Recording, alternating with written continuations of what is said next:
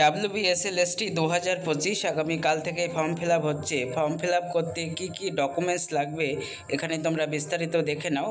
Class 9, 10 এবং 11, 12 দুটোর ক্ষেত্রেই কোন কোন ডকুমেন্টসগুলো ফর্ম ফিল আপের সময় লাগবে পরপর এখানে দেখে নাও।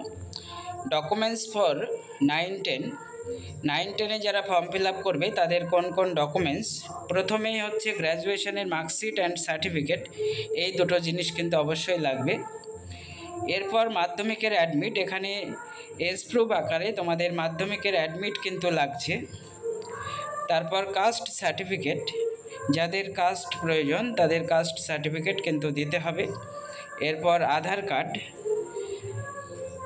কার্ড, তারপরে হচ্ছে বিএড মার্কশিট অ্যান্ড সার্টিফিকেট। এই কয়েকটি ডকুমেন্টস কিন্তু ক্লাস 9, 10-এ ফর্ম ফিল আপ করার জন্য অবশ্যই লাগবে।